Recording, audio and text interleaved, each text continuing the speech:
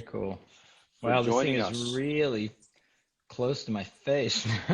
Even more so with me, I think it's good. We have big Yeah, heads these days. There you go. yeah. Well, that's a graffiti graffiti characteristic is getting a big head and trying to That like run with that for that's right. your whole life and see what you can do with it, which isn't a bad thing sometimes. How are you, man? It's been a while since I've seen you. It's been a very, very long time since I've seen you. I'm doing great. As you see, I'm down here in Miami now. We've Yeah, got the museum in effect. We're about to celebrate 2 years 2 years, in huh? in existence, and And so we a are. tough 1 year on that. So like the fact that you're surviving is pretty impressive, man. And you're doing a pretty incredible, impressive thing down there, you know.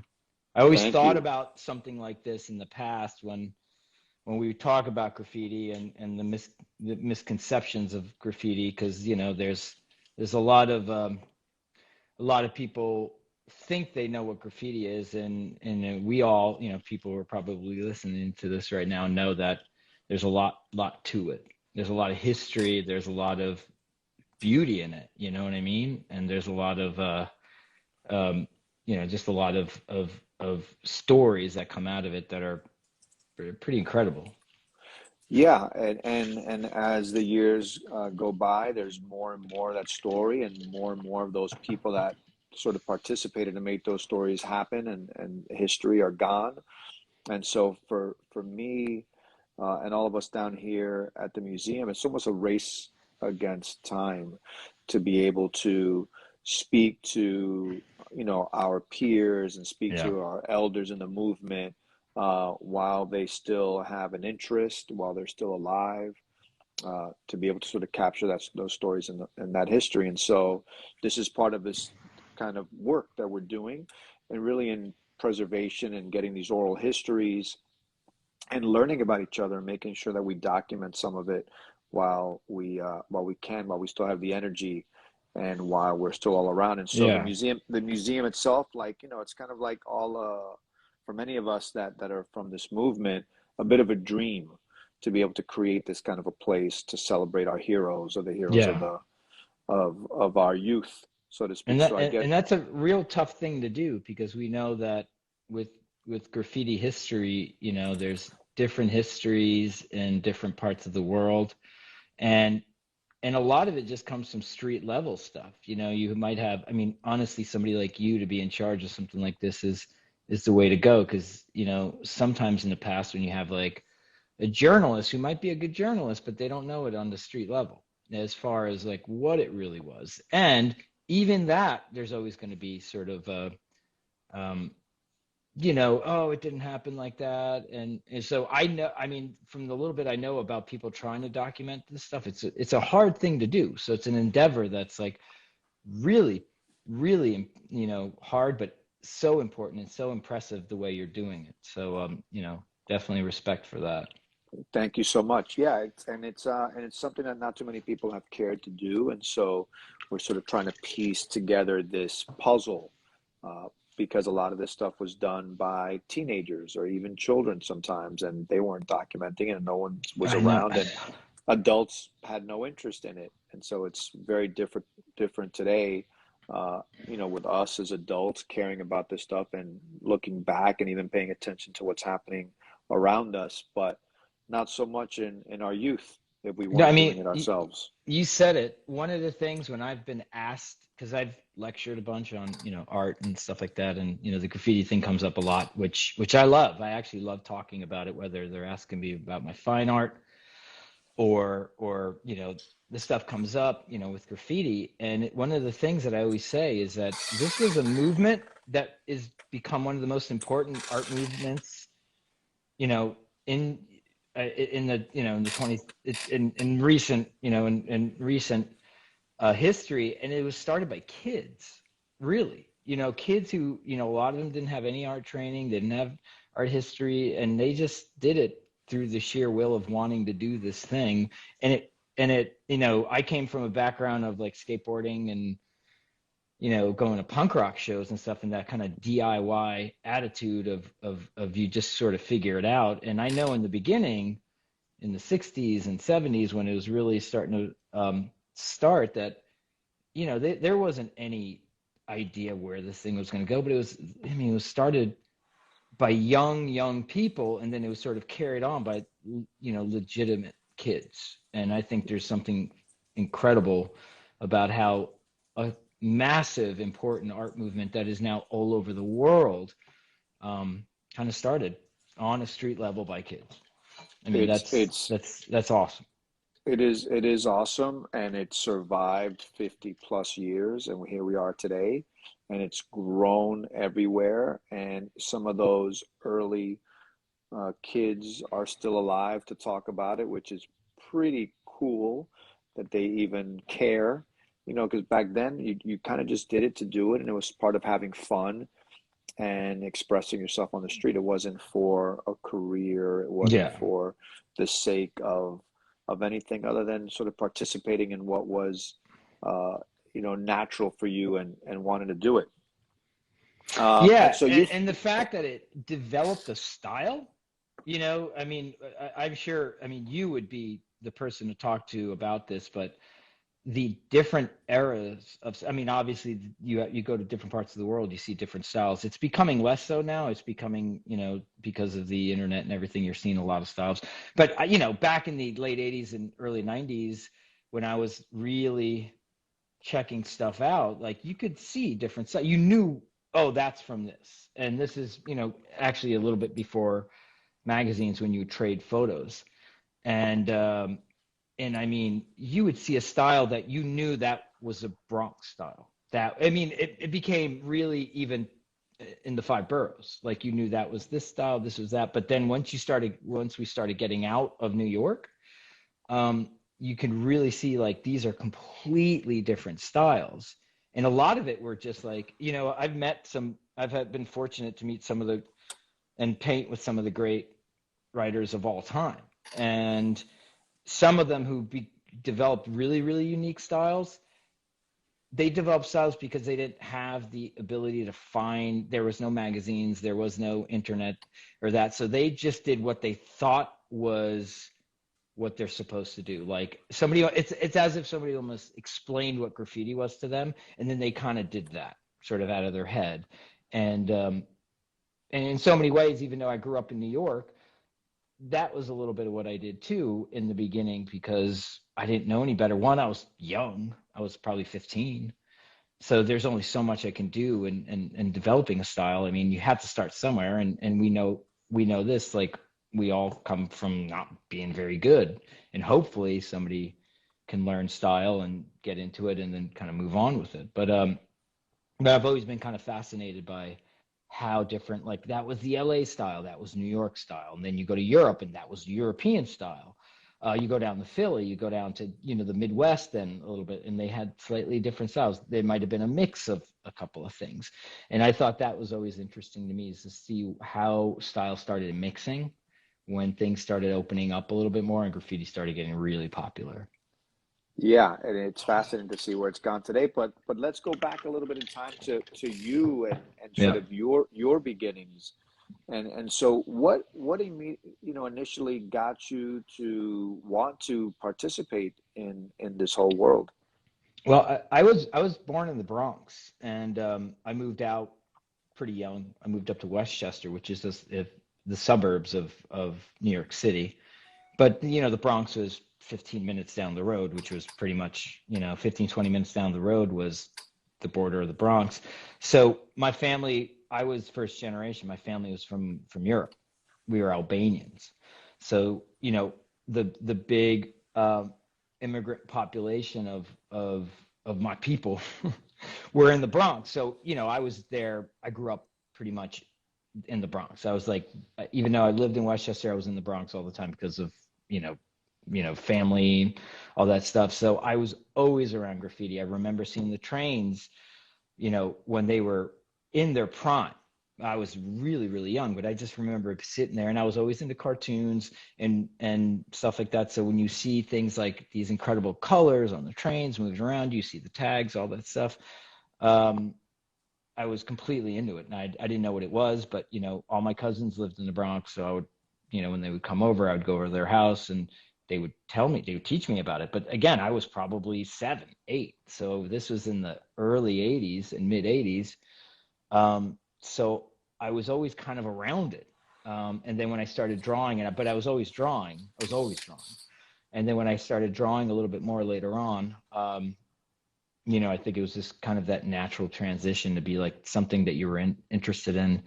And, I know when I've talked to a lot of people and I've interviewed graffiti writers, it kind of starts the same way. They were like, yeah, I used to like to draw and I saw this stuff and I thought it was really cool. So I tried it.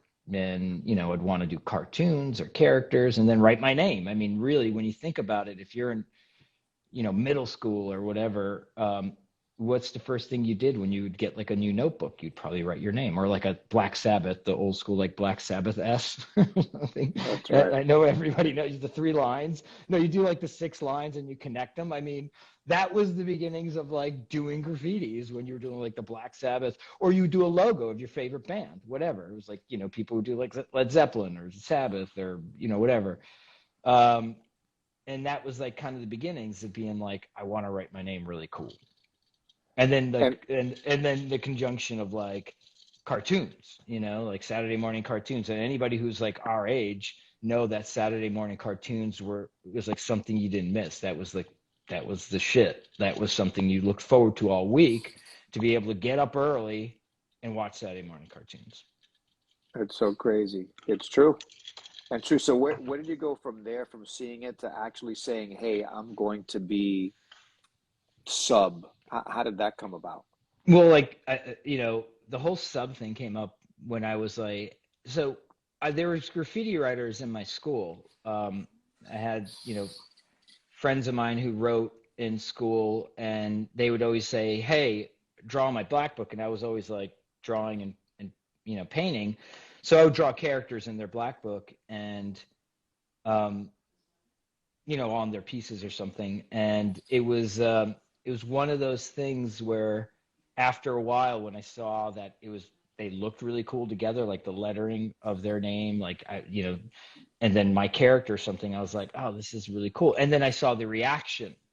Again, we're you know 13, 14 years old, and you see the reaction of a bunch of other graffiti writers who are in their like just starting out, like being like, oh, that's awesome. So, and this with even, and extends even into your adulthood of graffiti, is that like dopamine drip high of having somebody being like, that's fresh. Oh, okay. I got a reaction out of somebody because I drew something from my head and somebody thought it was good. I like that feeling. So I was like, let me try to do this. Hey, let me start writing, and then obviously the whole, once you really understand what graffiti is, and especially at that time in the mid to late '80s, the adventure of going out bombing and stuff like that, that just, I mean, that just is a recipe for like a young, wild kid to want to go have some fun. So I started writing, and at the time, what are you going to write? I can't even remember how we came up with the name sub, but like every name, but probably more so now, but like every name is, there's probably 4 subs out there, and I think there were.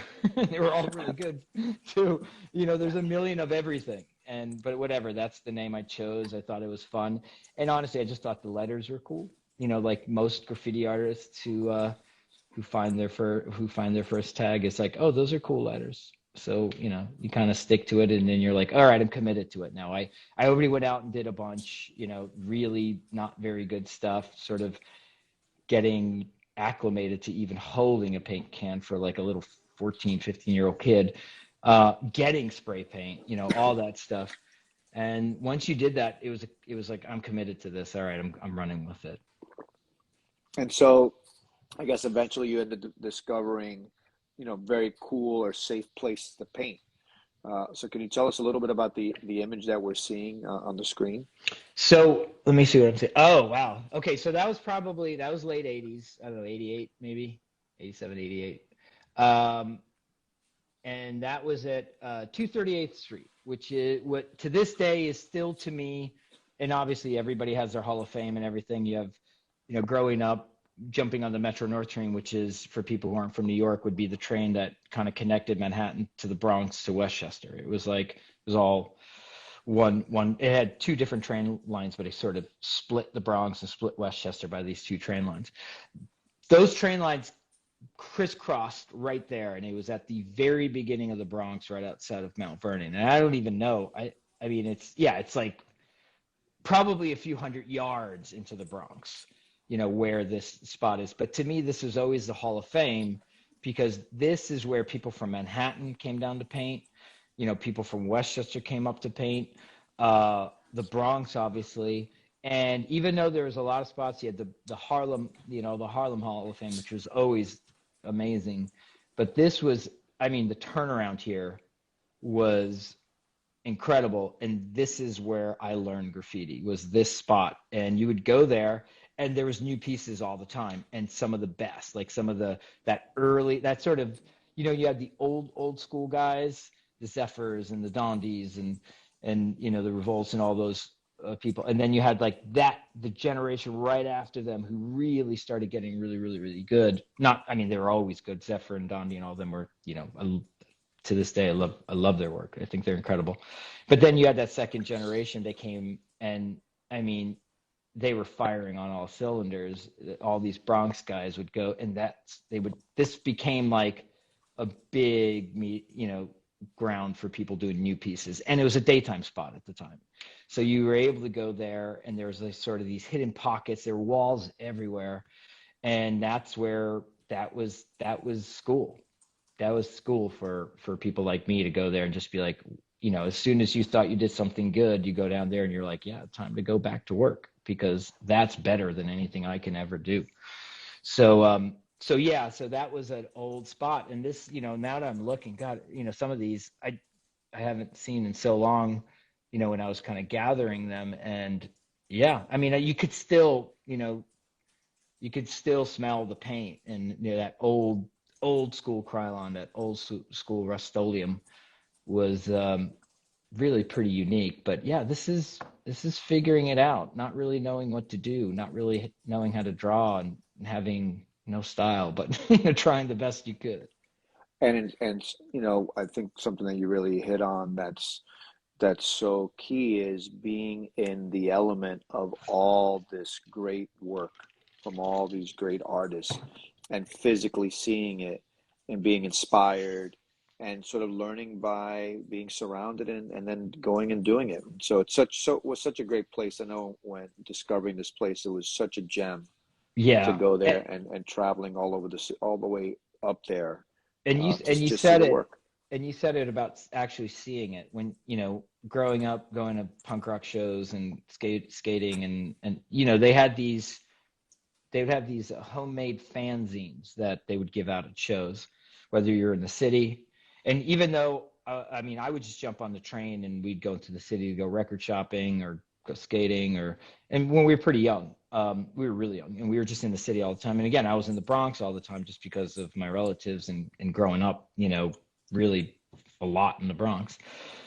But when you see the photos and the fanzines, and of course the subway art, and all the amazing books that came out, and seeing them in movies, especially those early 80s movies when they would be in the background, when you saw them in person and not on a little photo, a black and white photo on some really raw fanzine, everything changes, especially the colors, the pop, what it really meant to be to see things in real life. I mean, I remember being sort of like, almost like it catching your breath, like, holy cow, when you would see these some of these great, mid 80s graffiti artists who were already really, really good.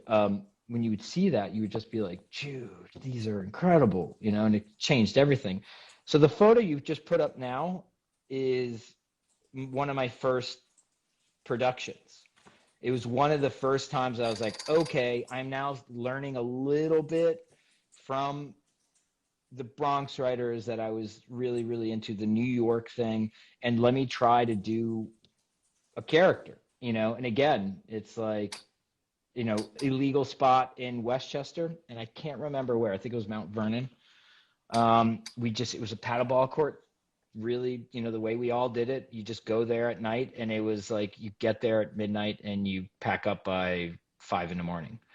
And, you know, for kids our age, we were sneaking out of the house doing like really bad things. Like we were sneaking out and getting in before, you know, people got up to see that you were gone. So I remember sort of sneaking out to go do this thing and getting back in time to not get caught, you know. So you're like afraid of the cops, and you're also afraid of like getting your ass kicked from your family. That's right. And so here you have like a fantasy. You have a genie in the bottle. Genie. Yeah. I even think there's like a, if I remember, I think in his left hand there's like a like a wizard's ball, or like wizards like Yeah, ball. That's so awesome. it's So and fantasy, just like what was I thinking? But you know, it's awesome because it was pure. We didn't know what we were doing. The thing that was so great, and if I remember on that wall, it was me, Noble, who was this a really great Westchester writer, and in fact, a guy I went to school with who was actually doing graffiti. Honestly, he was doing it in like the like mid to early 80s. He just was on it like really, really early on. He's a super talented guy, and Noble, super talented guy. He's like a world famous like DJ now. He's super good.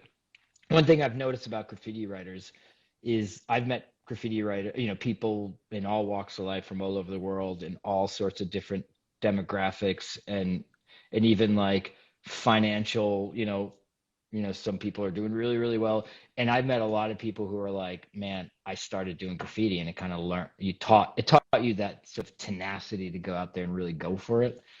Um, but yeah, man, you know, it was one of those things where you kind of find like-minded kids who are willing to go out and really go for it and quickly, your style was changing pretty quickly. You know, pretty I quickly. think, and I think the idea of before doing graffiti, I was drawing a lot.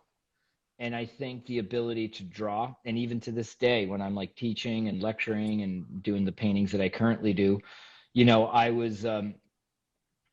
it's because of drawing, because I drew a lot. And I think like anything, if you do something a lot, like you could see big changes. So you could, I mean, in this, what you just showed from that first piece, and that wasn't even my first piece that you showed, but like, you know, it's to this was only like a year or two, maybe 2 years.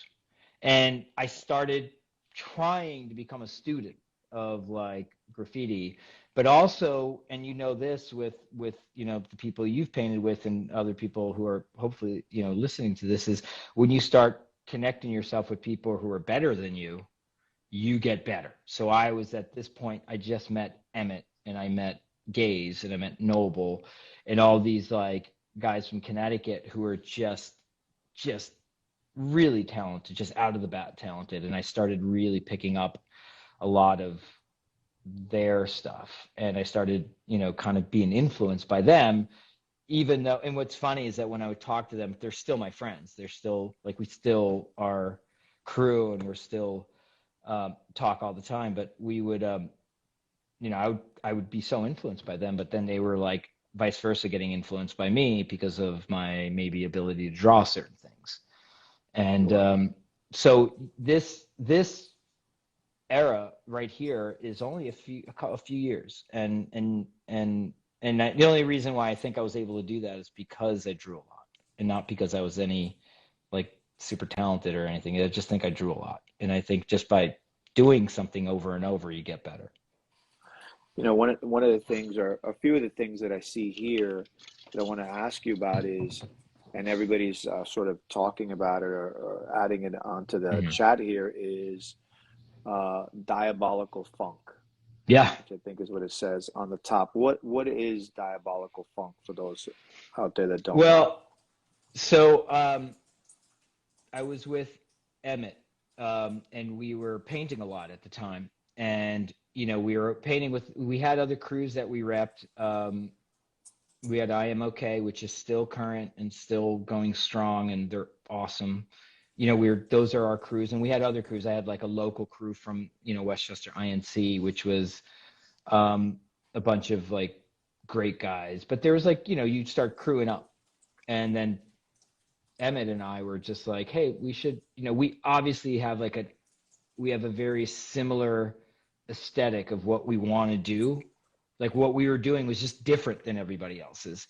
It wasn't better, it wasn't worse. It was different than what was going on in you know the Bronx and stuff. And I was like, I could see that we're just a little different, and that's not a bad thing. That's fine. So let's just kind of crew up and start finding people who are kind of like a little like us, who kind of want to maybe push this thing in a different direction. And you know, it was just kind of pretty natural for us to be like, and by the way, we were friends. We became really good friends. So I was like, why wouldn't we do this? So when we came up with DF, I can't remember where we were. We were somewhere, and somebody was just like kept on saying to us, because we were painting this wall. This guy kept on coming up, being like, "That's diabolical. That's diabolical. That's diabolical," and he was like saying all that, and kept on calling it Diabolical Funk. And we were just like, "All right, I guess we're gonna just do that. We'll run with that thing." So funny how that works out. Yeah, you just got to be present. You know, if you see there's something in front of you, you're like, try to be aware of things. So we just thought it was great and hilarious at the same time. And I think another thing that really we connected to this day is that we were always into things that were, you know, sort of funny, that we just saw like the humor in certain things. And not that that's Diabolical Funk's funny, but the fact that this guy kept on calling us like diabolical, I'm like, we're not that diabolical, but yeah, we'll take it, you know. So we, you know, and this wall that you're showing right now was, you know, when we started painting in Manhattan a lot, because I at this point moved to Manhattan. And you know, I actually moved into Manhattan when I was like 17. So I was in there, and all the and this wall, and I didn't have the whole photo, which bums me out. And I think I told you that I have a stockpile of photos, but I'm in Texas right now. I still have my studio in New York, but it's all in New York. And I was like, fuck, I'm not going to be able to grab that stuff to really get into some really like maybe some rare stuff that I haven't shown. But anyway, this wall was Gaze and I, who Gaze is for people, you know, I mean, everybody knows Gaze. I mean, he was really unique, Connecticut writer, but you know, incredible talent. Just naturally was doing stuff that everybody was like, whoa, where's this guy? Where's this kid coming from? So we did this wall in Manhattan. It's one of those parking lots down in Soho. And what's interesting about this era, which is now it's becoming like maybe 90. I want to say it's 1990. 89, 90, I wasn't sure. Is that we started trying to become clever, not only with the work, but how to get the work out there. And so we would do this with this is we were going up to parking lots, like those parking lots in downtown, and going up to the parking lot attendant and just being like, hey, we'll give you like $10 to just be cool with us painting this wall or whatever. And if cops come by, just say it's cool. And it was a totally risky thing, but I had this like idea that I think this might work. And if it doesn't work, you know, it'll be bad. But we would set up our cans on and pay the guy and just start painting, and the cops would roll by and we wouldn't run, and they would just keep rolling by, even though we were sitting there sweating. And then every once in a while, a cop would come by and he'd be like, "What are you guys doing?" And we would be like, "We're painting this wall." And we would just point to the parking lot attendee, and the guy would just be like, give him the thumbs up, and they would go, and it worked. And we did this wall and a few other ones using that technique. And people were like, "Oh, are you?" At this point, they were like, "Are you guys these legal eagles or something like that?" And we were like, "Yeah, we're legal eagles." So like, not wanting to tell anybody how we were doing these. We were fully illegal, but we were just like committed to being like, we're going to figure this thing out and sort of maybe psychologically work these in like that. And it kind of worked. And then I started hearing that people were doing the same thing, and then people were just getting arrested. Wild. And I mean, and that was a really high profile spot. That spot was right across from Henry's studio. Exactly. So, you know, we knew that. And like, you know, with anything in graffiti, if you look at the raw, you know, the essence of graffiti is like try to get it into people's, you know, try to get it where people can see it. and people knew that that area was, at the time, was it Soho Zat at the time, Yeah, right around the corner. I know it's changed its name over, so many times, but it was, that was around the corner. Henry's was across the street. We'd pop over to Henry's and hang out with him. He would show us all these incredible photos and stuff. And I mean, it was a prime spot. So we kept on doing it. So we would do that spot over and over. And I think that was, even though we were like, oh, we think it's a good idea, that I would even credit in the beginning of like those early 90s getting my name out there a lot, because people were coming in and taking photos of it, and then it would go all over the world because people were yeah. in New York City and Soho taking photos, and they would photo trade. So I That didn't even that was it. realize I didn't even realize that I was actually, it was, I wasn't that smart to really think that was my like playing 4D chess type of thing, that I was just like, oh, this is a great spot. Henry's across the street. He'll see it, and that would be really cool, But people were taking photos and photo trading everywhere, and I was like, I wish I was that smart to think that far ahead. No, I saw it. I think this is the first wall that I saw from you guys. I photographed it, Yeah. was blown away by what you guys did there. We sort of stepped up the game, and it was a very good thing to witness, to say, okay, there's a new crew in town, Yeah. and that's got style, and Well, and they're it was doing one some of wild stuff. yeah, it was one of those things where, that we were trying, at least then I was like, and people were doing this, but like doing a wall, like doing the whole thing. We couldn't go top to bottom, and that came a little later, but like, doing a wall, doing the background, taking the background into consideration, how that is important to the piece, and how it can make the piece better by doing a more thoughtful background. That's when I started really thinking about that stuff.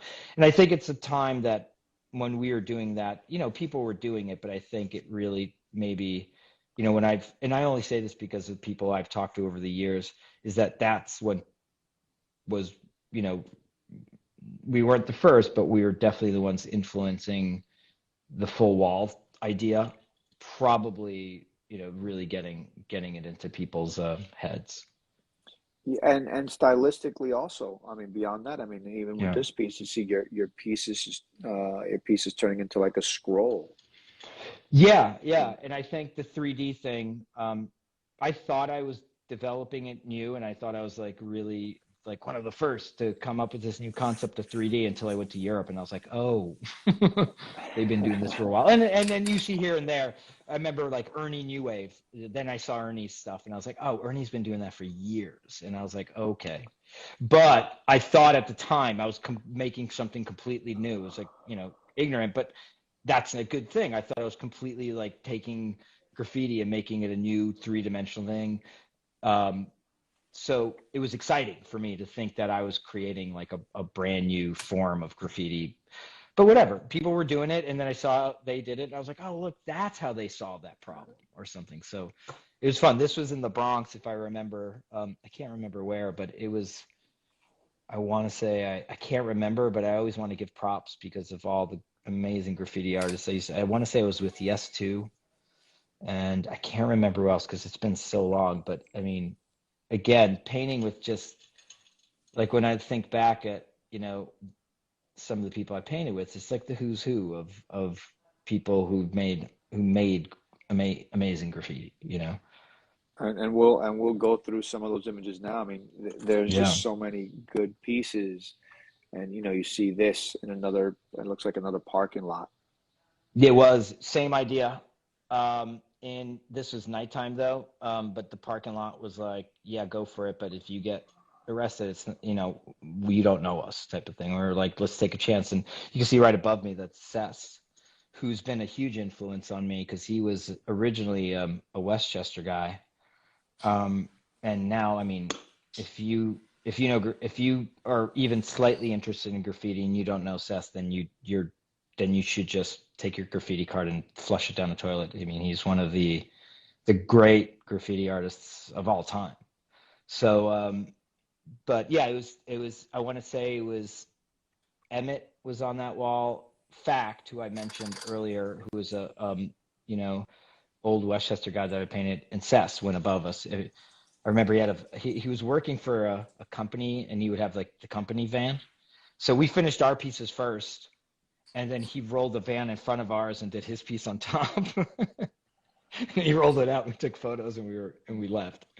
But yeah, I mean, one thing about graffiti artists, if you know, and you know this very well, Kat, is that you use anything you can to get, and to get whatever. I mean, the makeshift ladders we made, like smacking stuff together with, like, holding it together with like string you find like in the woods or like underneath a track or something, just so you can jump on something to get a little higher. I mean, graffiti writers are some of the most like innovative, figure it out on the spot people you'll ever meet in your life. It's true. And one of the things that I'm noticing now going through these images is you start to even do more and more characters, and your characters are developing and becoming perhaps, there's more shading, there's more, Yeah, just more definition to it, and your name is, it's in many of these is starting to shrink it's a starting to bit. shrink. You're right. And and again, not the first to do it. There's always people in front of you, and probably people who did it better. But I definitely was like starting to shade, and that was relatively new. There were people like, I remember seeing the Hex and Slick battle that became pretty popular in the graffiti world at the time, and they were doing it, and LA was doing it. LA was doing some shading and stuff like that, but not as much in New York. New York had a sort of flat style, the b-boy style, which is amazing. And and kind of hindsight now, I kind of love that old New York b-boy style in its simplicity. But I was starting to do more shading, and I was definitely pretty unique in the East Coast for doing this type of stuff. And I, again, almost like that story I told you about when I first started writing, getting a reaction. I started getting a reaction from people being like, nobody's doing that. And of course people were, but like that feeling of like, oh, I'm on something. So I wanted to started really like kind of pushing it. And again, I didn't know what I was drawing yet. Everything is sort of out of your head. I wasn't like referencing anything. I wasn't referencing comic books, which a lot of people were just taking comic books and just redoing a panel or a character they saw in a cartoon. I was like, I want to make up my own stuff. So I really started, even I always did that. I actually really never copied anything, somebody else's work. And, it shows and it's not so good, but you're starting to get it, but it's mine. And I knew that it was mine. It wasn't somebody else's work or anything. So I started really pushing that and kind of running with that. And again, I, you can I love. start seeing that we're trying to do the whole wall. We're trying to take the background into consideration, how it affects the pieces or the characters. And, what I ended up becoming is more prolific in doing backgrounds and stuff too in the kind of upcoming FX, era of painting. Which is this era. Which bums me out is like I have so many of these incredible walls I did with the FX guys, and we I would say that, I mean, you tell me more that FX like that changed everything, I think, with It did like change everything.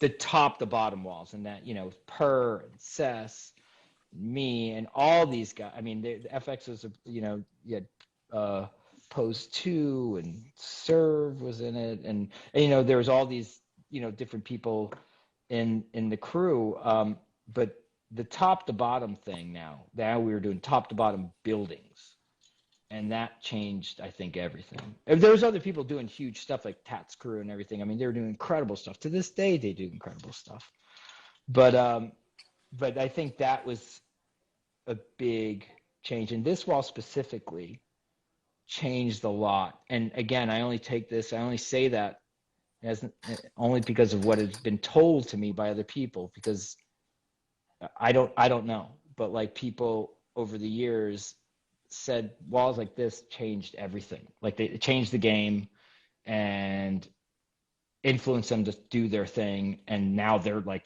some of the best graffiti artists anywhere. But they were like walls like this, and then some of the stuff the stuff we were doing with DF really, I've been really blessed to get these like these influential, these people are like, you influence me. This is like getting more into, these are details of big walls, and this is like that one, which are huge walls. This is a DF wall, and this is like, these are my guys, like Scribe and Rapes and Wen and Emmett, and East is on this East. And this is where DF became this, we weren't like all together in one neighborhood. We are now spread out all over the country. So DF became this very, across the whole country crew. And I don't know if we were one of the first to really do that. I know, you have these great crews that had different members in different parts of the country, but we were legitimately spread out all over the country. So we would get together, usually in the Midwest, or in this case, Kansas City, which is Scribe territory. And we would do these walls.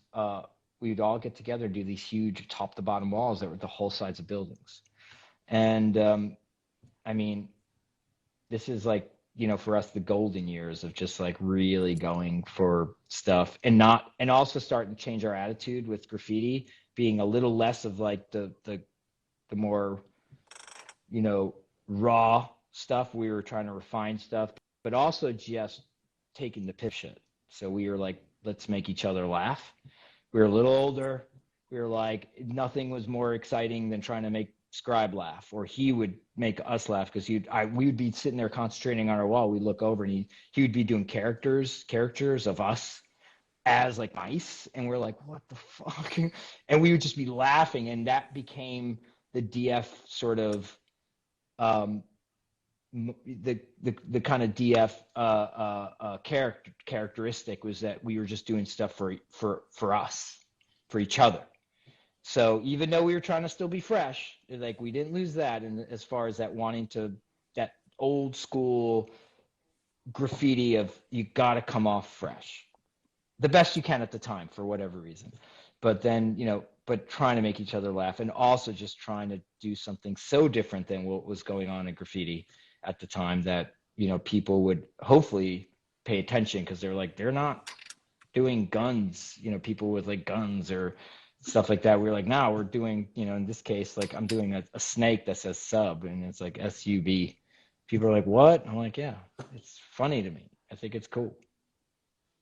It's very cool. And so Yeah. what year is this all happening in? Around what year? God, I can't remember. These are, I want to say late 90s. Late 90s. Yeah. Because I remember at the time, this was like after I went to art school in the city, and at School of Visual Arts, and there's a lot of graffiti artists there. Some really, really, really great ones. Like Cause and I were partners there, and painting and stuff like that. There's a bunch of graffiti writers that came out of SVA. But it was after that, and it was also after the era. I don't know if I mean, I think some people know, but that mid 90s era of MTV, that when they were a little bit more, street, I put up the quotes of street, in a big corporate way. But that was me, because I worked for them, and I did a lot of the 90s MTV look of graffiti. So that happened to actually be me. So I've done actually a lot of stuff that I don't need credit for, but a lot of stuff that really is, in hindsight, pretty influential on like some of the street, or just some of the graffiti look of a certain era. Not all of it was very good, but I tried. Well, that era that you're speaking about and the work that you were doing was very influential in sort Yeah. of making it go global, and sort of changing what people expected to see and what they got used to seeing. And I think it really helped everybody else in a way, because Yeah. people started to understand a new sort of visual vernacular, It right? And became you more expanded technical it. too. It Yeah. became really technical. We were actually starting to create, like, know how to paint things really difficult. There were people like, how is that done with spray paint? That's like, people were, we're not starting, but we're like pushing it. And honestly, a lot of it isn't me. It's the creation of the magazines. We just happen to be honestly, right time, right place when the magazines started getting big. and then they started going into Tower, if you remember Tower Records, and Yeah. you'd find magazines in all these like little stores, and they were like Graffiti was popping up in the Source and everything. I think was it Chino was really art directing that, if I remember, and people And like pushing him that. and pushing it, like people were. It's a lot of people who were pushing this thing, not just the artists. I mean, us, yeah, we were creating it, but it was the magazines, the photos, like, this is before the internet, and that started getting all over the world. And that's where things all just really blew up. And the wall you're showing now is, I'm European, so I was born here, but my family's from Europe. They were from former Yugoslavia. So I used to go to Europe all the time. And then I started going by myself to go study painting, actual paint, like oil painting. But when I would go there to study oil painting, I was older now, but I would just go. So I'd go split my time between doing walls with my European friends. And this wall is me, Seek, and Dime, who are, again, like if you don't know Dime stuff and Seek, but Dime stuff, then you're not paying attention because he pushed the 3D thing, which is pretty normal and big now. But I mean, he was the master of it. And I still think he's one of the best to ever do it. Like I'll see dime pieces now and I'm like, yeah, he's still my favorite at that. He's an incredible artist, But So anyway, I the would go there and I would be painting with these guys and I'm like, whoa, now like we're cooking with gas now, like shit was on. So we were always just like, all right, we got to like outdo ourselves now. So, and again, these aren't walls that we'd spend weeks and weeks. These are like a day or two. This one was pretty big actually, if I remember. I mean, now we were on really big ladders. It's a lot bigger than it looks. But again, we had, some of these top to bottoms, we didn't know any better. I didn't know any better. I thought you're supposed to do, we grew up in an era, Kat, that we had to do it fast. We were in and out. So we were like, do it fast, get out. So that still continued. Although there were some people, like, my boy Rapes, rest in peace, who is just like, we used to call him Speed Beard because he would finish a whole piece before you got cracked up even your outline. But yeah, now another more European stuff. This is me, Sess, Juan, and Crayola from LA. And this is in the 2000s. This is 2000s now. So, but you can see like the level. I mean, again, just legends. I'm sitting here painting with legends around me, and it's just like, how can you not try to, at least, if not come off good, at least just like enjoy the time. And these are some of the best memories, like, some of these walls you're pulling up, some of the best memories of just painting. This was in Croatia and Split, and we were out there, this is one of those more like festival stuff. And again, um, outside of the, later on, they started having more when graffiti started really getting big in Europe and the States. The creation of the festivals where graffiti writers would come and paint in different countries, and they would be invited. It was all good to go there, and the paint was there and everything. And those were really fun times too. Because then so all you had to do is just paint and have fun with your friends. so you're doing all this stuff, but this is all very much just recreational for fun. You've already graduated from college. Yeah. You mentioned that you're doing stuff for MTV. You're studying oil painting Yeah. in Europe. You know, I mean, even when you before then, I was a Disney artist. Some people know that, but I actually was a Disney artist. So, in a weird way, when you're mentioning this stuff, graffiti to me was like me going to have beers with my friends. That idea that I was like working at Disney, working on movies, really knowing that I probably am not going to stay here very long because I want to be a fine artist. I was just figuring out what the hell fine art meant. I didn't know you can make a career out of fine art. I thought you had to be an illustrator or work at somewhere. I didn't realize that you could actually just make your own stuff and try to sell it. But again, when I would go do graffiti, for me, graffiti was like, well, I'm going to hang out. This is my hangout time. So to me, it was like pretty special.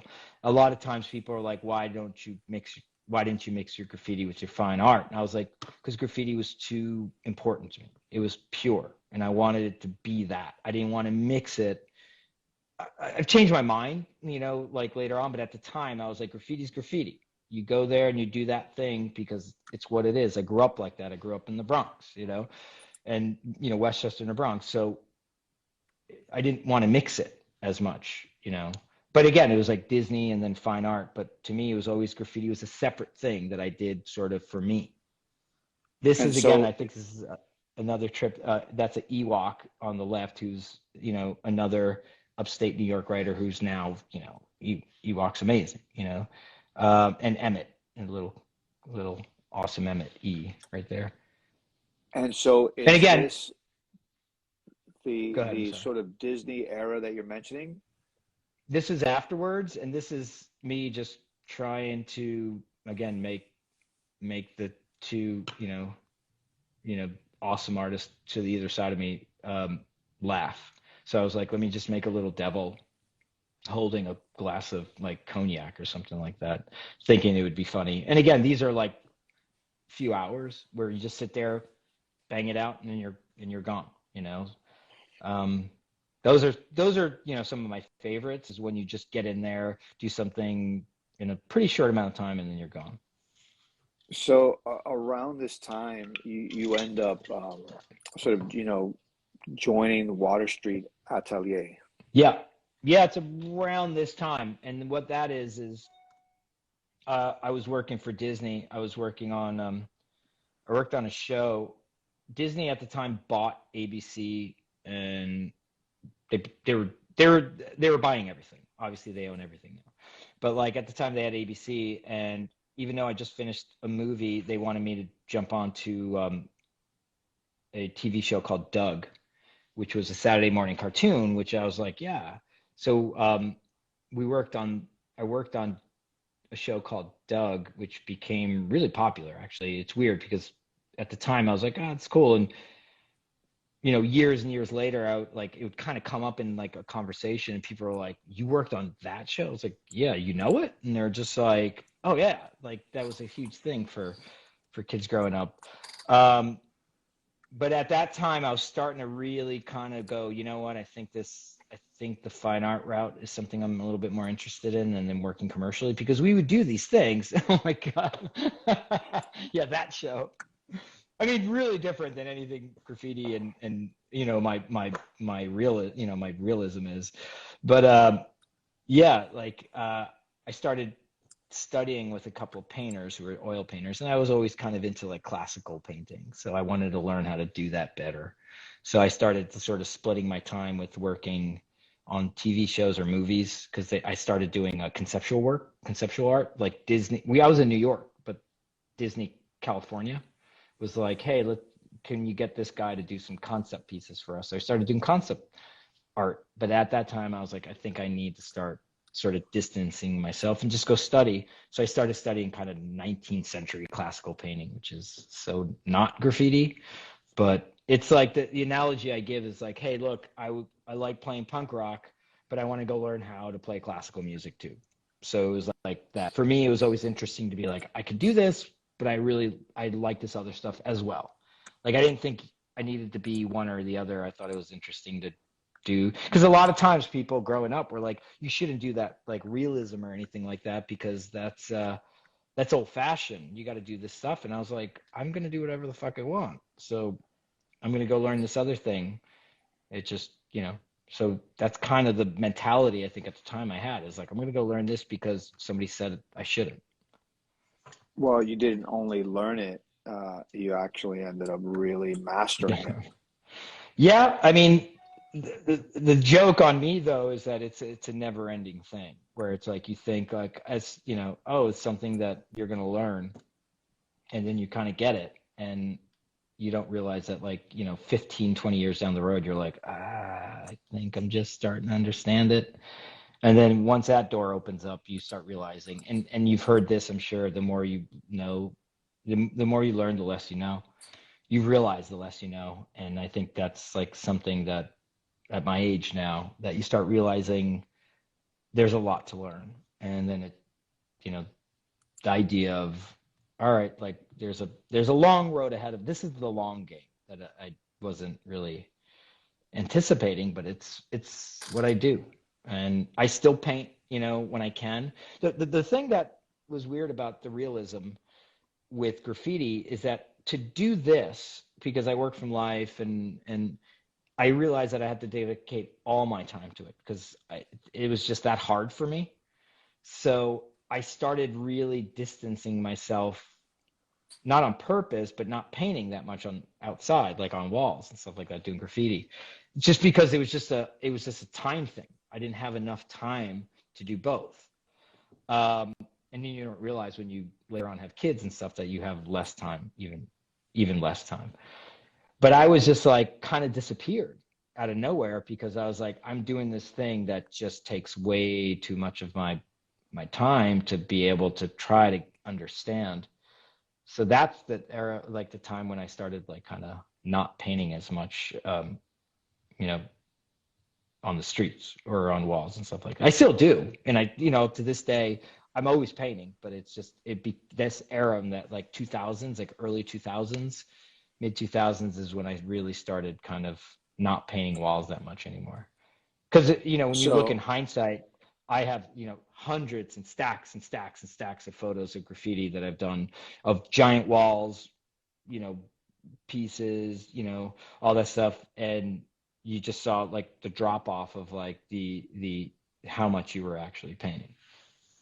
right. So question for you, I guess, this is such a you're so dedicated to this, and it's so time consuming. When you were mentioning walls before, that might be a 2 day thing or a 2 hour thing where we saw a character Hmm. just here that might be 2 hours or a few hours of fun. Yeah. What's the level of commitment and hours that you put into the painting here on the right? Yeah, I mean, it's a good question. It became, weeks and months then all of a sudden. So that part of your brain that was like get it done relatively quickly, I went the I get obsessive compulsive with stuff. It's a characteristic that you kind of learn later on. And then I started realizing to get what I wanted, it's just I couldn't do it fast enough. It's not a fast thing to do. And then, and I just realized that this isn't a fast thing. If anything, it's so slow that I'm just going to go ahead and just live in that. So I'm just going to go slow. So even though I'm always like pushing to finish something, it becomes a slow process because I'm like, and even before this, I had to like learn how to draw better. Like, before painting, I had to like go back and learn how to draw. That's what those like Water Street Academy, Atelier days was me trying to learn how to draw in a more classical way. And there's just no really, there's no like, crash course in that. You just got to do it for years. And to this day, I'm still trying to like become a better draftsman and better painter. And that's what I was saying about like it's just a game now that goes on forever. Like you'll never reach that point that you think. It's always like you're chasing it. And So at this point I'm just trying to not only paint but also start representing ideas. The same way we would have ideas when we were doing, kids doing graffiti and making fun cartoon characters and stuff. As becoming a young adult at this point, and then an adult, you're trying to like actually conceptualize, thoughts and feelings and concepts in paintings. Like that's part of being an artist is like you're trying to really push not only a lot of people get very into the technique of my painting, but a lot of times I'm like, I'm glad you are, because that's the fish hook that I want to grab somebody to pull them in, is like, hey, I'm going to do this very finely. But once you're in, I kind of want to have a conversation with you through the painting, and that becomes like the art, and that's something that's yes. ongoing. That's ongoing now. And a lot of times when people would ask me, like, with the work you're showing now about uh, are you a realist? And I would say yes, because I didn't know what else to say. Yeah, I was a realist, I guess. Yeah, make things look real, you know. But the older I get, and the more I become interested in the philosophy of what I'm doing as a painter, and why I'm doing it, I start realizing that just the result happens to be realism, in the sense that I'm looking at, like in this case, objects, and I'm just interested in it. I have an idea, let's say, and then I'm interested in trying to get the idea to be exactly the idea I have in my head. And the only way I can really get it to be exactly that idea is to paint it to that point.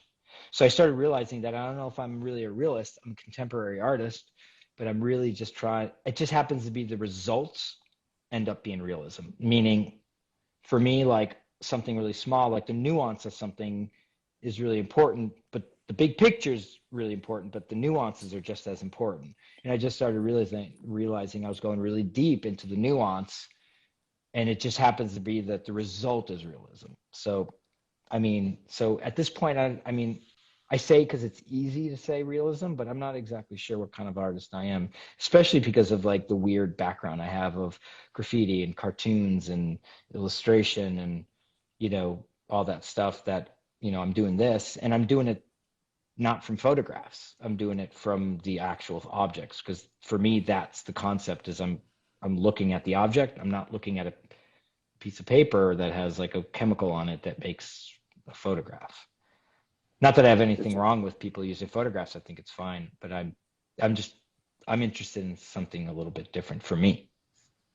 so you're staging these and you're coming up with a concept of what you want to paint. I mean, here, the firecrackers Yeah. on, Well, picture the hook. firecracker, like in this one, the firecracker was my little inside joke with this one was called pop art. And again, coming from the Funny. graffiti world, and pop art being especially a thing when you start looking at the history of graffiti, that graffiti and pop art were mixing at one point down in New York City, and in the early 80s, late 70s and early 80s, pop art and graffiti were kind of one on one. They were, at least the players were mixing. Yeah. So for me, Yes. this was like a little bit of a little nod, but also a little, and this from the way we kind of grew up, is that we're kind of little shit kids too. We're like, we did bad things at times, and bad things that were fun and cool, and we loved it. But I still have that. I think we all have that in us, to be like, still have that sort of like, for me, the pop art, this one, pop art was a fun little way to sort of just not take the piss out of something, but give a nod, but also take the piss out of something a little bit. No, I love it. Your choice of subject, from this to this. Well, this one was important painting for me, because this was one of the first times I was like, I'm not hiding it anymore. So this painting is called Gnome De Plume, which is your pen name, which, if like an author who would want to do a different book, a book under a pseudonym, they would have their Gnome De Plume. And in this case, I was like, I'm going to just, for the people who don't know, I mean, the people who knew me knew. It's not a big deal. For the people who didn't know that I was now becoming a pretty well-known realist, that I was like, well, I want to share this with you. This is something that's really important to me. And it was graffiti. And for me, like the gas mask, represented in an artistic way that we didn't wear. We didn't really wear gas masks when we were growing up, which was a bad idea, especially not those gas masks. I mean, when I paint graffiti, we're out painting now, I always wear gas masks. But it was a way to really push this was like a love letter for me to graffiti. To this day, I still, when we were talking about like the idea that kids created this thing way before I was around, these kids who weren't trained, who didn't made they didn't have the resources to like look and understand art. They created art, like a movement of art that's now getting, I mean, some of the art, some of the graffiti inspired and or cultured graffiti artists are in auction, are selling for like millions of dollars. Like, it came from the streets, and so this was, at the time when I did this painting, was a love letter to graffiti as a form of respect and love for it. So I still like this painting a lot. Such a beautiful painting. Where is Thank this you. painting today? Oh, it's in a collection. I I mean, somebody who's well known. I always get weird. I don't know if I should say who owns So it it's or so it's anything, so but it's a private collection. yeah. It's and what's great about it is an incredibly talented, amazing, rapper and singer-songwriter owns it, and we had a long conversation about it and how he saw exactly what I said in it and why he was like, I need to have this painting. Really, really cool conversation. But to have somebody like that who knows the language of what we're talking about, coming from the hip hop world, um, also was important. Was like another important thing for me for somebody like that. My perfect world, if I didn't have to sell paintings to make a living, I would love to just give my paintings to people who would like love them. Of course, that's not the world we live in, and I didn't grow up like with that ability to be able to do that. But I would love to just give the paintings to people who appreciated them. I know one of the best. I'm in some pretty good collections, and one of the best compliments I've ever gotten was somebody who was just like, I know a lot of people who buy paintings because of the investment in them. That's just normal. That's the art world. There's nothing we can do about it. It's fine.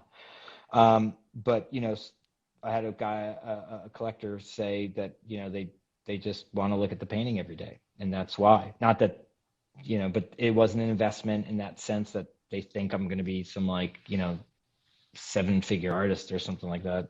I mean that the rarity of that is just like that doesn't happen very often. But they were just like, I just want to look at the painting, and I was just like, that's exactly why I'm trying what I'm painting for. Is for somebody to be like, I'm just happy to look at your painting every day. I was like, you can't give an artist a better compliment than that, because even though most artists, and I'm almost truthful to a fault sometimes, but we say we do it for ourselves, and yeah, I mean we do it for that satisfaction of painting, whatever, whether we do graffiti or paintings like this, but we do it.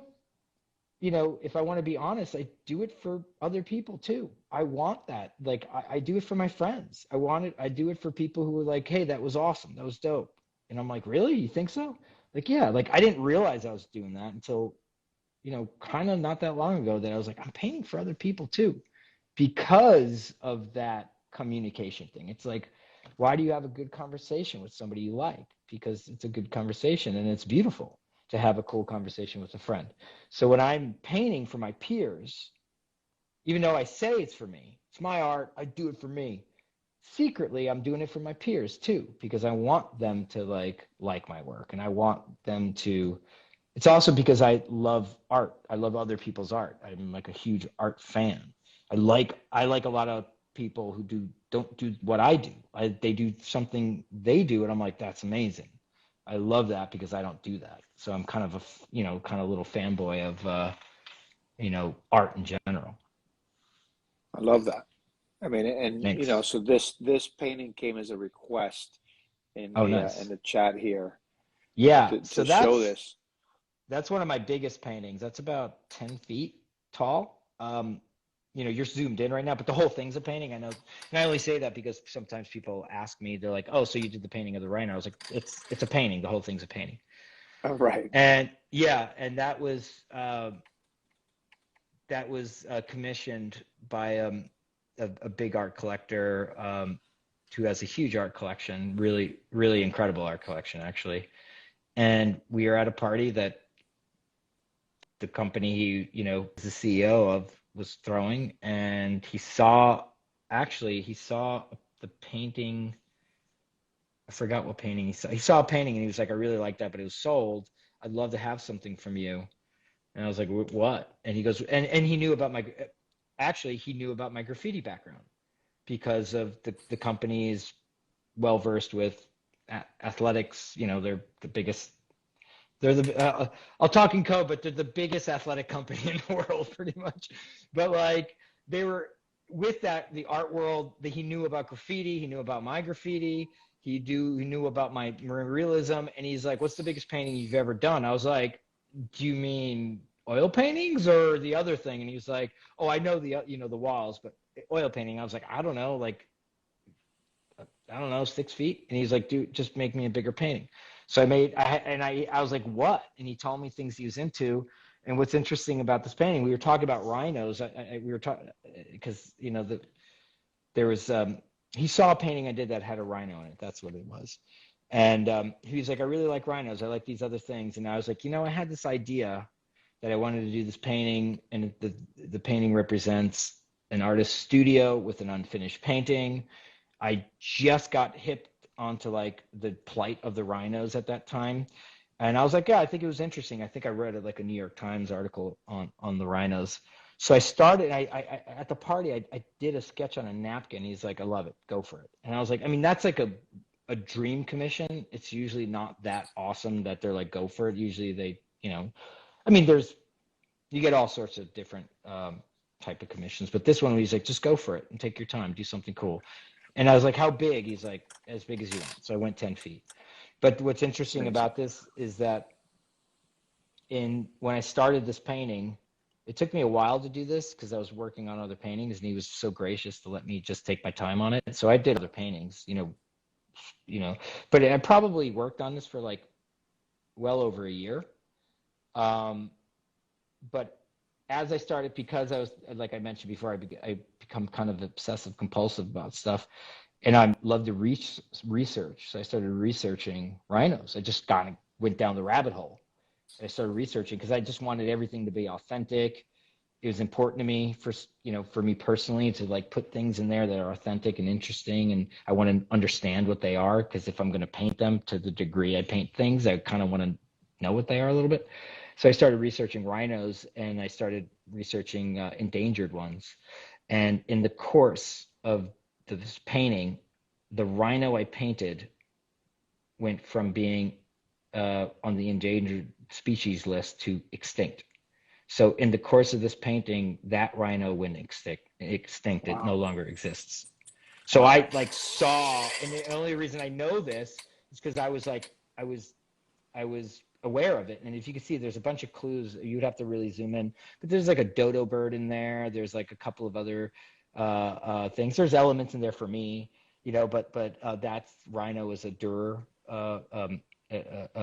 Albrecht Dürer thing. So I started so that rhino, which is the Western black rhino, it's gone. They're gone forever. They're no It's longer incredible. exist. So in the course of that, I saw something leave our planet forever, which was pretty amazing, But this one was technically really important to me because I built that whole set in my studio. I built it like it would be like a movie set.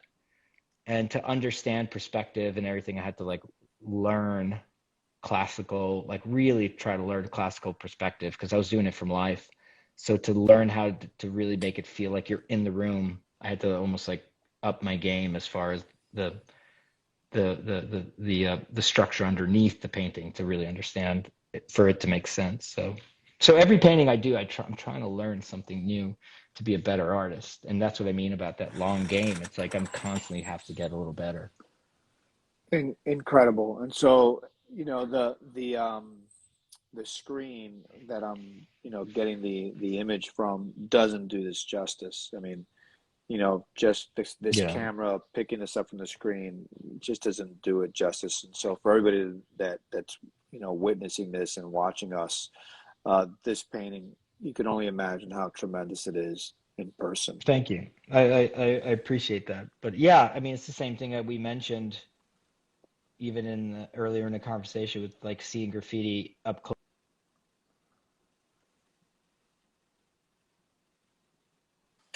There, right? Yeah. Hello? Are you still there? Yep. I'm still here. Yep. Okay, sorry. For a So, second, my phone went dead. But I as a kind of advocate of art, that I think people should go out and see art.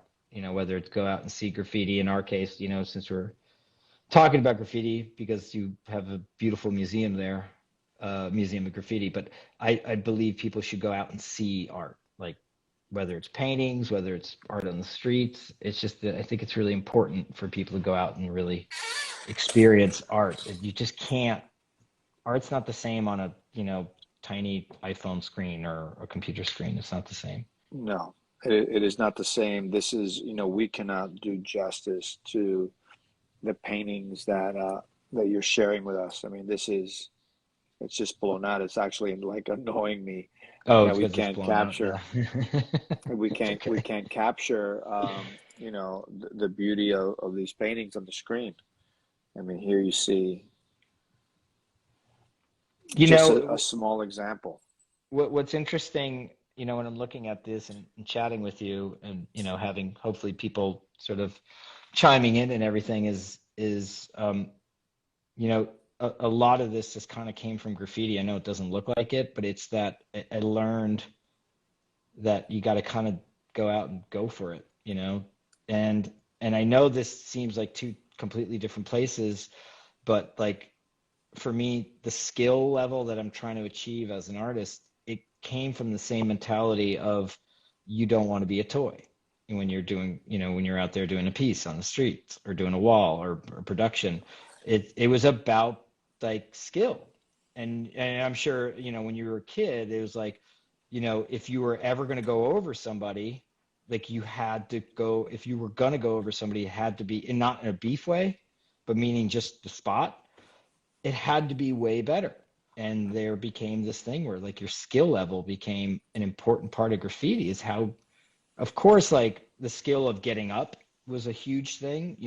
There's certain people who are just masters of getting in places that you would never think and doing it like, and a bunch of those guys who are just like the best at just covering a city. Um, but it was about like that skill level. And I think I took that over with my painting where I was just like, I just want to be good at something. And I guess it just takes a lot of dedication to be able to like try to get, I mean, this on anything. I don't care if you were building cabinets or fixing cars, like it's like you try to get really good at stuff by doing it over and over. This painting was fun because that was a commission from George Lucas, who saw one of my paintings, and it was he didn't he it was sold, and he's like, just make me a painting, and it ended up in this book that was like this collection of Star Wars stuff. And I'm sure everybody here, like, whether you agree with the new movies or not, like we grew up on Star Wars, the first three at least. But yeah, this was like super fun to be like, and they actually sent me the costume and everything because I told them the way I work from life, and they were like, I'll send you a costume. It wasn't like movie worn costume, but they sent me some really good stuff, and I was able to use it. I had like hired a model, a friend of mine who was this like hardcore Star Wars guy, and he just was like, I'll pose for you for free. So he just sat there and let me paint him while he was sitting there posing as a Tusken Raider, which is pretty awesome. Amazing. Did they send you the robot as well? Yeah, the IG-88. Yeah, they sent me. No, no, I borrowed that from Rapes. He's like, he sent me because he had everything. He was a collector. He just collected everything. He was a master of finding things. And he's like, I got two of those. I was like, all right, send me. He sent me like a Wow. big one, and I buried it. I built like a diorama, like you would, like if you were building like a train set in your basement. And I built this big diorama and filled it with like fine sand that you would get at like a hobby store.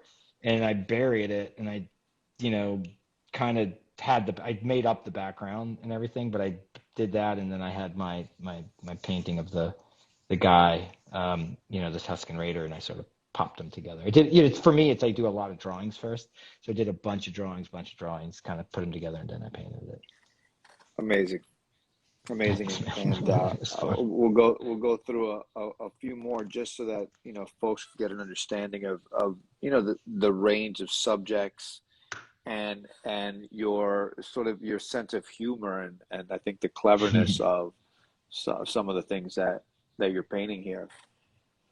Yeah, I can't remember the name. This was like Dragonfly Dragon or something like that, where Yes. I was just like into dragonflies because I saw a few ones that had like amazing colors, and I saw it, this one's called a red darter or something like that, and I was just like thought it was so fucking cool looking that I actually had somebody find one for me, and it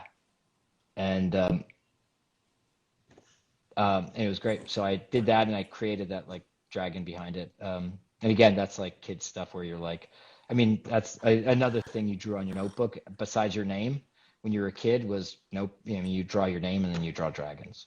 I mean, Yes. any anybody like who's drawing who. I mean, we all drew dragons. I mean, let's not lie to ourselves. Exactly.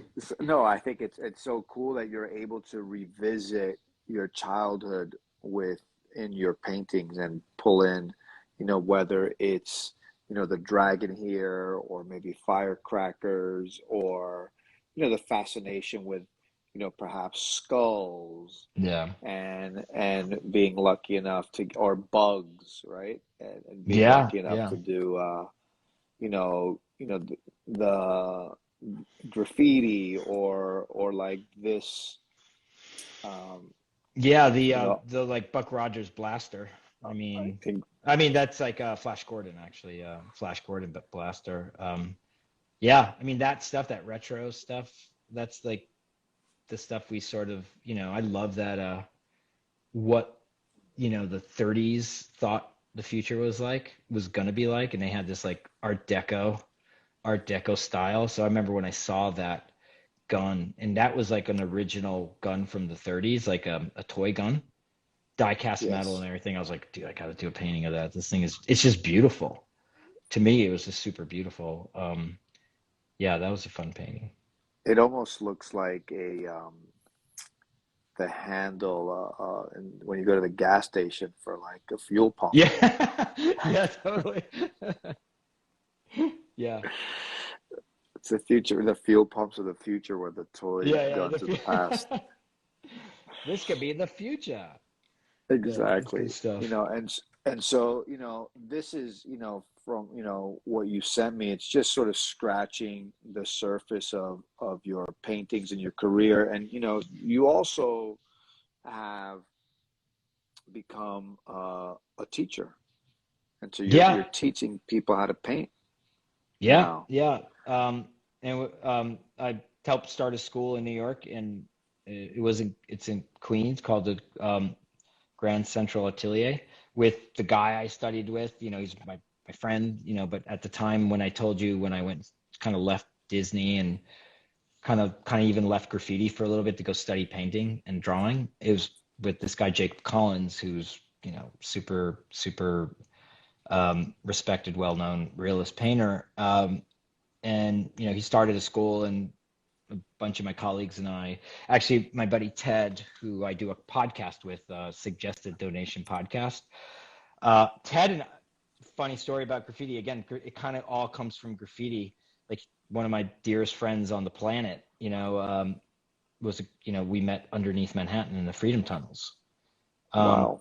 painting. He was a graffiti writer, born and raised Manhattanite, and we met in the tunnels after that initial like, who the fuck are you, and fuck you, and I don't trust you, the same way we all were. And even to this day I'm still a little like wary, and especially being in Texas where everybody's like super friendly, I'm just like, why are you so friendly? But we met underneath Manhattan, and he's an incredible artist, Edward Minoff. He does these like beautiful paintings of waves, and others, a great portrait painter, but he's a graffiti writer. Ted won, and hard rocks, HR and DF, and but he's like, one of my dearest friends, and it came from graffiti. I mean, him and all my DF crew and all, they're all like, we're all brothers. Amazing. Amazing. And so, for those of you out there that are just joining us, we've spent a little over an hour and a half Oh, speaking to sorry to Tony, talk your ear uh, off. uh, sub DF, about his life as a painter and his life as an artist. Yeah. And we've gone from the train tracks um, in the Bronx and in Westchester to these very classic style paintings, to learning about you starting a school and sort of seeing you come to this very mature place of an accomplished sort of master that many people don't realize the journey and the road that it is, and how much dedication and work goes into to reaching this. And you've been an Yeah. artist your entire life, and you've been Yeah. I studying, mean, like you said, you're still studying. I'm really blessed to be able to do this. You know, we all have stresses, and if anything the last year has taught us is, you know, that idea that we're pretty lucky and fortunate, to be able to do this. I mean, it's a hard life in the sense that you don't get vacations, you don't do, it's like you're thinking about it every day. This is something that you've dedicated your life to. There is no vacation from it. When other people can shut it off, we don't shut it off. We're always in it. And this last year with the pandemic and everything, I mean, one thing that it really taught us is like, man, this stuff is really important because um, all the more reason why you're like, no, it's super important. This thing is really important. Hold on, just plug in my phone really quick. I don't want to lose you guys. Got it. Sorry. If I could plug in, just so I'll get a Go new for it. view in my little Texas. You guys still there? We're here. Cool. Awesome. Thanks for being patient with this. So yeah, like it's been just a huge sort of awakening on as far as like, as an artist to live an artist life. It's not an easy life too. It's like you think people are like, oh yeah, you just like, kind of do what you want and you get up when you want. And I was like, no, I get up really early and I get to the studio. And they're like, well, what do you do when you're like, do you have to wait for inspiration to paint? And I'm like, no. That's like, they're like, well, what do you do if you're not inspired? I'm like, I get up and I go to work. I go and paint and I'd go work on things that I have to work because like, and this goes for anything and at any level of skill or something is that you just got to get up and sort of grind it out. Even if you're trying to make oil paintings or you're out of, doing walls and stuff like that. And, we see the whole like street art movement getting huge too. They're out there doing, figuring out ways. I mean, I have my opinions on that, but like, they're out there trying to, I guess, figure it out, so you get up and you go to work. You have to have discipline, and so Huge amount of discipline, more than people think, like I know I've taught and I've been around people who are really talented, who are like just naturally gifted and they were able to kind of like get away with stuff because they're so good. And then I've met people and taught people who are not as gifted, but they work their ass off. And I would say 9 times out of 10, the people who work their asses off who are not as talented are become better and more successful than the people with talent who kind of were lazy.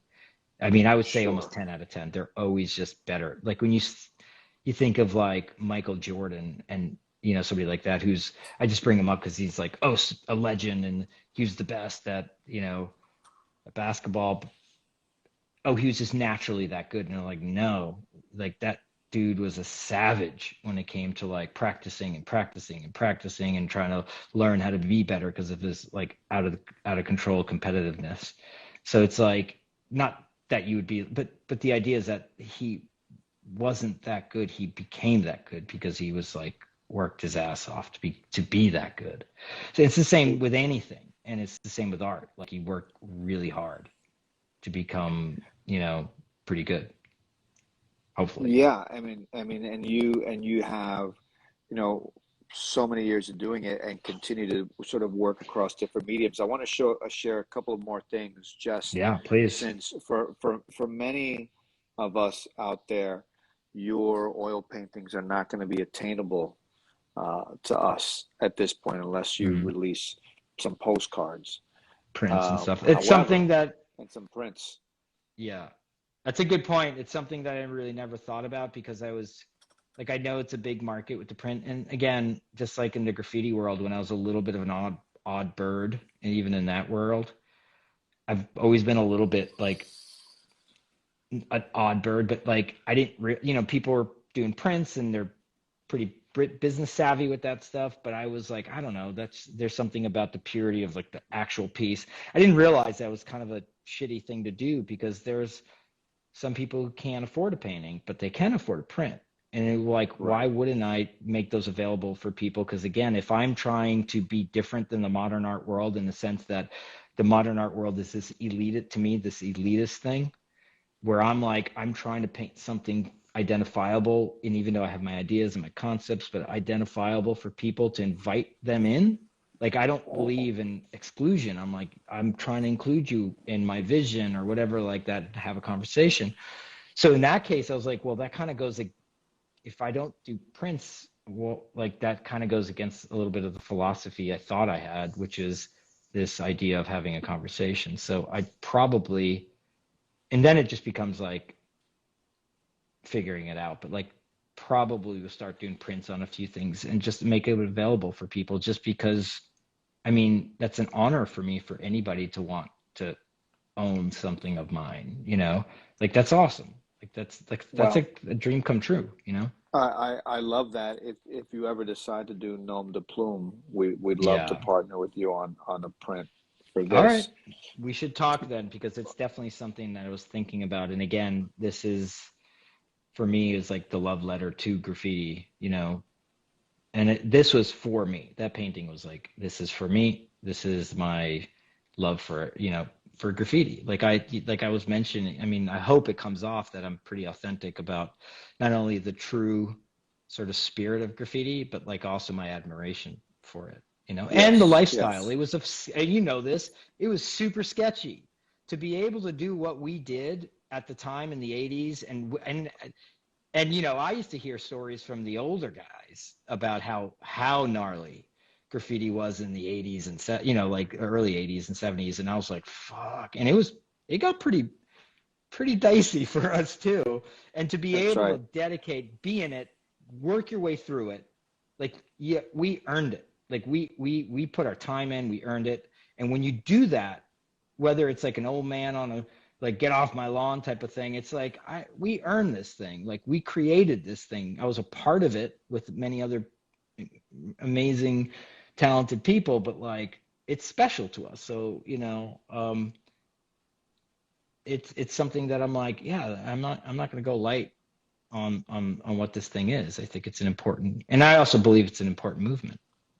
It is. It is. And so, for those of you that are interested Oh yeah, you got in the some of your skateboards. Yeah. in some of your work, this would be, the Museum of Graffiti's first acquisitions of your work would be these decks.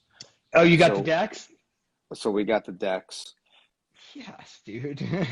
From Flip. which is That's awesome. which Yeah. yeah, which is cool because for us, as we tell the story of this art movement, we're following the life and the careers of the movement, as well, and the artists, obviously, and so to see this, it's like, oh, this is amazing.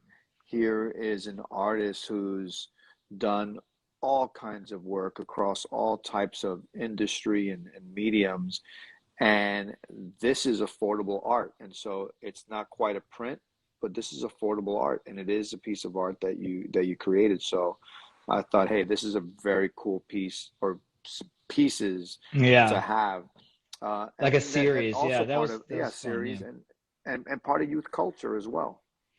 Yeah, I mean, for me, graffiti, and I know, we can argue, and you would be the person to talk to about this, but like the history of graffiti with, hip hop, and, when we were coming up, it wasn't even really hip hop yet. It was rapping, and it was parties, parties and everything. And hip hop was there, but it was just like but, skating culture, punk, um, rap, that was all, it was underground. And that's what I was Yes. interested in growing up. And so for me, graffiti and skateboarding, graffiti and rap, hip hop, what became hip hop, and graffiti and punk rock and even metal, um, and music, actually, in general, music, it all kind of goes hand in hand, because that's, when I've traveled, I've been fortunate to travel the world doing graffiti and other things, other forms of art. And one of the things I didn't, you don't realize growing up where we grew up is, in New York, is that I didn't realize how good we had it with like the amount of exposure to stuff. So when we'd go downtown as kids to go skate or go paint, we'd go see legendary shows, like shows that are like, you went to that, you were at that show. I was like, yeah, it was like $4 at the door. You just walked in or something like that. So graffiti always went hand in, it's just an underground movement. Other things that were underground, which is, we all know that, some of those movements become the coolest thing culturally. But for us, like, for me, graffiti was always hand in hand with skateboarding and music. So, yeah, so like for when I see things that are like skateboards and stuff like that, to me, it's always that same spirit, that same spirit of kind of you DIY, do it yourself and just figure it out. I dig it so much. It was a really nice surprise to see that, pop Yeah, up in your feed, and then thank you for getting those. That's means a lot to me that you would recognize. I mean, obviously but the Museum of Graffiti would recognize that we're we're now spread out. We've kind of got like our not only our generation, the generation before us, and the generation after us.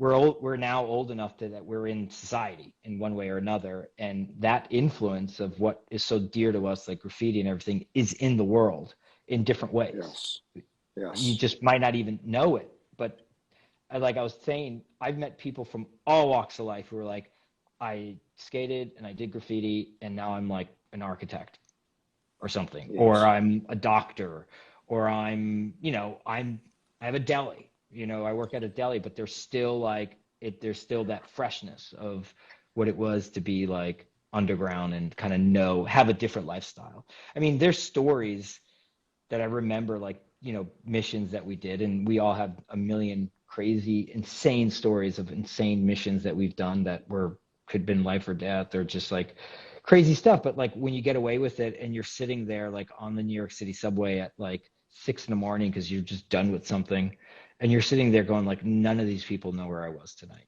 and it's the best feeling in the world to be on the subway at like when rush hour, like all the people are on the subway going, and I'm going home. And I'm like, if they only knew the crazy stuff we did tonight. And and I don't want to tell them. It's just like I'm happy just to know that we did something that was cool and fun. So anyway, it's that underground lifestyle. It's harder I now with love two that. kids. Yeah, I would imagine it's maybe even not one that you really want to pursue. Uh, you'll be too tired in the morning. No, no, I'm too old and broken. And Now so, you see some of the you're showing some of the walls. I did that with Mast, who's just I I'm just such a fan of Mast's work. He's incredible. But yeah, you're showing a couple of like walls we did for that was for Adidas.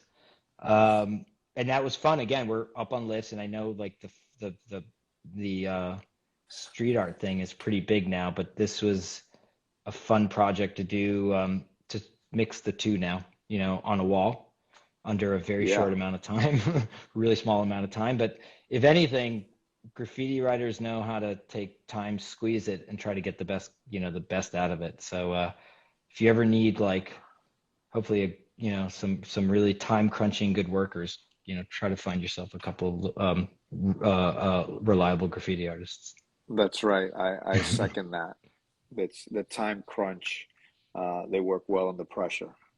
Yeah, yeah. And they figure out ways to get around stuff. This was another wall we did in Brooklyn during the pandemic, which was crazy. And to go do that wall in Brooklyn after being isolated for a year, this is, I think, the first wall I did out. And this is right across from the Barclay Center. And we did three walls, again with Mast, who's just awesome. Um, and this, it was a combination of enamel paint with brushes and spray, which was really interesting. Again, I I don't do these, much because it's just not what I do, but it was fun to do it and do it with my friends. Um, but to mix the two, but it's like, even though I've not done like big brush walls, I was like, yeah, you kind of figure it out because again, you have 25 years of like past experience to sort of call upon to be able to problem solve something. And again, a lot of times when I look at what jobs like this or walls is just problem solving. So in this case, we just problem solved it and did it in this amount of time. And then my aesthetic, with always trying to make it technically really good, even from up close, which sometimes is a problem for me, is that I'm like, it has to be really good. And it keeps me from doing things sometimes because I'm like, the dedication of the time or the effort sometimes keeps me away from stuff. But this was, again, coming out of the pandemic and getting to sit down with like, legends like Mast and stuff like that is just is really fun. And getting I the likeness. This is a technical thing, is that I had to get the likeness to be dead on because people would know. It's obviously for people who it's Mary J. Blige on the left and the two, I can't remember their names, the actors, but it had to be dead on or else people would call you. And if New Yorkers know how to do something, they know how to call you on when you're like not hitting oh on the right. They'll be like, that yeah. doesn't look like, and they were like, fortunately for me, everybody on the street was like, dude, you got the likeness like fucking dead on. So for me, this was Oh, fun. you can't mess up Mary, that's for sure. No, no, no, no, no, no. She's I think I want to say she's a Westchester girl. I think she's from Mount Vernon She is. originally. She's a Mount What's up? Vernon girl. That's right. Westchester representing. So Tony, it's been an incredible hour with you, just hearing about your a small bit of your career and you sharing a little bit on about the work that you've done. You've done so much. We barely Yeah. scratched the surface, Yeah, and it's a so we hard thing really to really like. appreciate it. It's a hard thing to pull all the things you've done, like videos I've done and shows it's hard, but honestly, the way you did it, you did a beautiful job of just sort of, kind of getting a couple of like little moments. And honestly, I know I mentioned that at the beginning, but when I even heard what you guys were doing down there, it was one of those things where it's like, I'm really glad somebody's doing it because it's not something that in the wrong hands, the information is not going to be right. It has to be done from the people who know what it was like. You know what I mean? Like what it was like, on the street at the times and stuff. So having somebody like you and the people you're connected and partnered up with, I think it's actually really important. So I want to thank you for getting what we love so much in a place where people can come and learn. Thank you, and it's an ongoing process. So we're going to continue to grow and develop and mature and learn how to do it better and better as time goes on. Now myself and my team here, we're students of the museum world and Yeah. of presenting art and of telling stories in a physical space. And so it's something that we care about very much, and that we are very much passionate about doing and learning how to do it really well. So I appreciate you giving us a nod. You Yeah, see us, man. we're still here working. It's That's nine awesome. o'clock. We're in the office, and it's sort of around the clock production as we gear up for new exhibitions, Yeah. Well, I can't and wait to come more to come. visit because I haven't seen the space yet, and everybody I know who's been down there said it's incredible, that they said it's awesome. So I'm, when I'm down in Miami next, I'm going to come by because I'm really excited to see the museum itself, and just say what's up with you and just, kind of be a student, go in there and be a fan, actually more of just go there and be a fan of all the stuff that I'm like, oh man, you have that, you got a photo of that. It would definitely be like it'd definitely be a really cool thing to check out. I Um, think you'd enjoy it very much. yeah. Let me say what's up. I just want to say what's up to all my guys. Thank you for giving me the opportunity, but I also want to sort of send love to the DF guys, the I Am Okay guys, all the people and women, men and women I've painted with over the years. Like, I mentioned only a fraction of some of the most incredible artists and cool people I've ever met. Big love to Jason Rapes, rest in peace. Nace, rest in peace, who I miss dearly, and all my guys. I saw a couple of, as I was looking down, I saw, I think Sess was on there, and and Mast was on and Scribe was on, and I love those guys. You know, they're incredible artists, and I'm huge fans of theirs. And Emmett and all the guys. You know, it's hard to sort of do the crew the crew roster, but I think they know who they are. And yes, love New York. go ahead. And I love New And York too. for and on my side, thank you for everybody who's been on here for the past 2 hours and who's contributed by purchasing badges, including Mass, including Scribe, including Nicer, everybody Nicer's else. awesome. Thank you so much for joining us, for hearing us, and we're continuing to do these every week. We're having talks every week, and so come back, join us, and all these talks are archived right here on Instagram, and so if you missed part of it, you can go back and hear it again, and then Yeah. we transfer them over to our YouTube channel so you can see it again over there if you missed it or if you're catching it for the first time. And so we appreciate you guys for joining us. We appreciate you, Tony, for all the work that you do and everything that you've contributed to this art movement that we love so Yeah. much, and everything that you're doing today. And How so can people how can people contribute to the Museum of Graffiti? Is there a way for people to donate to the museum? Yeah.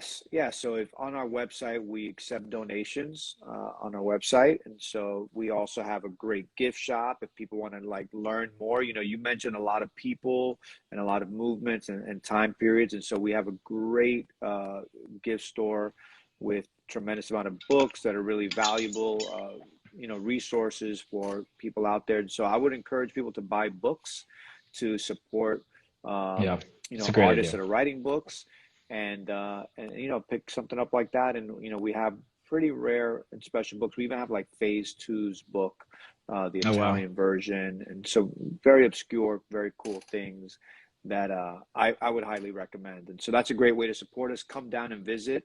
For those of you out there, come down to the museum if you get a chance. We are open 7 days a week, and we are,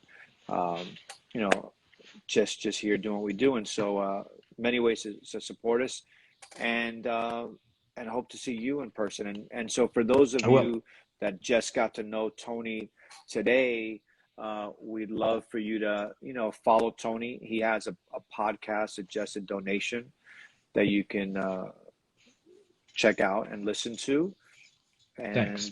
and we'll stay in touch. Right on. Kat, you're the man. Thanks. Tony, thank you so Bye, much. everybody. Thank you, everybody. I'm going to read all the comments, and thank you for the nice words and everything. Saw a couple of them coming up. All right. All right, Tony, thank you Peace so out. much. Good night, everybody. See ya. Peace. Bye-bye.